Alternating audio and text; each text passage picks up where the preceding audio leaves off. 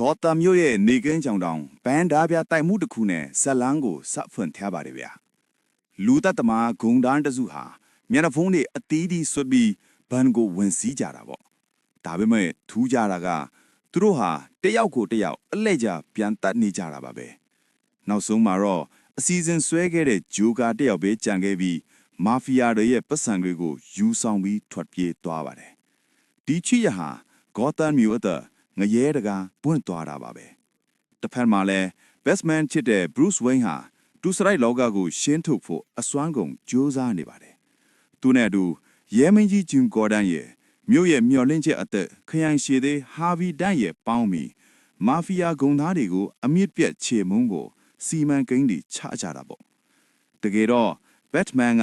ဟာဗီကိုမြင်တာနဲ့โอเคငါအနားယူလို့ရပြီဆိုပြီးတော့တွေးမိလိုက်ပါသေးတယ်ဘာလို့လဲဆိုတော့ဟာဗီဟာမက်စ်တက်ဆရာမလို့ပဲတရားဥပဒေအတိုင်းတိုက်ပွဲဝင်နေတဲ့စစ်မှန်တဲ့သူရဲကောင်းတယောက်ဖြစ်လို့ပါပဲဒါပေမဲ့ဒီအစီအစဉ်တွေကိုဖျက်ဆီးမဲ့သူကပေါ်လာပါတယ်အဲ့ဒါကတော့မျက်နှာဖုံးမှာဆေးတွေအကွက်လိုက်ခြေထားတဲ့ဂျိုကာပါပဲသူကမာဖီယာဂုံကျုပ်တွေကိုတွားတွေ့ပြီးဘက်မန်ကိုတတ်ပေးမယ်လို့ကန်လန်းလိုက်ပါတယ်မှတ်ထားရမှာကဂျိုကာရဲ့ရည်ရွယ်ချက်ဟာပတ်စံမဟုတ်ဘူးဗျသူကလောကကြီးမှာစီးကန်းဆိုတာမရှိဘူးအရာအားလုံးကကမောက်ကမဖြစ်နေတာပဲကောင်းတယ်လို့ယူဆထားတဲ့လူစားမျိုးပါသူက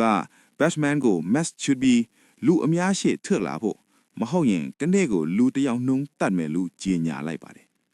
ဂျိုကာဟာသူစကားအတန်းရဲချုပ်တွေနဲ့တရားတီကြီးတွေကိုတယောက်ပြီးတယောက်လှုပ်ကြံပါတော့တယ်မြို့ထဲမှာကြောက်စိတ်တွေလွှမ်းမိုးလာပြီးဘက်မန်ကိုမက်စ်ချွတ်ဖို့ဖိတ်အားပေးလာကြတဲ့အချိန်မှာဟာဗီဒတ်ကဘက်မန်ကိုကာကွယ်တဲ့အနေနဲ့ငါဟာဘက်မန်ပဲလို့လူသိရှင်ကြားလိန်ညာဝန်ခံပြီးအဖမ်းခံလိုက်ပါတယ်ဒါဟာဂျိုကာကိုထောင်ချုပ်စင်တာဖြစ်တယ်မဲ့ဂျိုကာကပိုပြီးနက်နက်ရှင်းရှင်းကြံစီထားခဲ့တာပါဂျိုကာကိုဖမ်းမိသွားတဲ့အချိန်မှာအခြေအနေတွေကပိုဆိုးလာပါတယ်သူကဟာဗီဒန်ရောဘက်မန်ရဲ့ချစ်တော်ရီချယ်ကိုပါဖြန့်ပဲဆွဲထားတာပါဘက်မန်ကရီချယ်ကိုကဲဖို့တွားခဲ့ပြီမဲ့ဂျိုကာပေးတဲ့လိပ်စာကမှားနေပါတယ်သူရောက်သွားတဲ့နေရာမှာဟာဗီကိုပဲတွေ့လိုက်ပြီးရီချယ်ရှိတဲ့နေရာကတော့အုံးကနေပေါက်ကျွဲသွားခဲ့ပါတယ်ရီချယ်ထေဆုံးသွားတယ်လို့ဟာဗီလည်းပေါက်ကျွဲမှုကြောင့်မျက်နှာတစ်ချမ်းမီးလောင်သွားပြီးစိတ်ဓာတ်တွေအားလုံးပျက်စီးသွားပါတယ်ဒီနေရာမှာဂျိုကာကသူ့ရဲ့စိတ်တရက်ပိုင်းတိုက်ခိုက်မှုကိုစလုပ်တော့ပါတယ်သူကဆေးရုံမှာတက်နေတဲ့ဟာဗီရှိသွားပြီးမင်းရဲ့ကံကြမ္မာကမင်းလက်ထဲမှာပဲရှိတယ်အကျွေးစီခေါင်းပန်းလန်ပြီးဆုံးဖြတ်လိုက်လို့တွဲထိုးပေးလိုက်ပါတယ်အဲ့ဒါနောက်မှာတော့တရားဥပဒေကိုယုံကြည်တဲ့ဟာဗီဟာ Two Face ဆိုတဲ့လူသက်သမားအဖြစ်ပြောင်းလဲသွားပြီဗျာ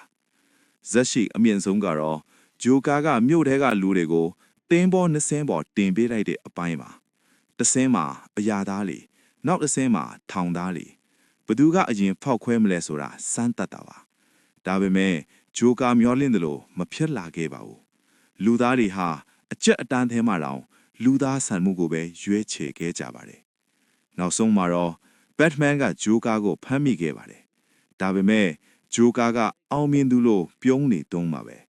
ဘာလို့လဲဆိုတော့သူဟာမြို့ရဲ့အဖြူတဲ့သူရဲကောင်းဟာဗီဒန်ကိုလူဆိုးဖြစ်အောင်လုပ်နိုင်ခဲ့လို့ပါ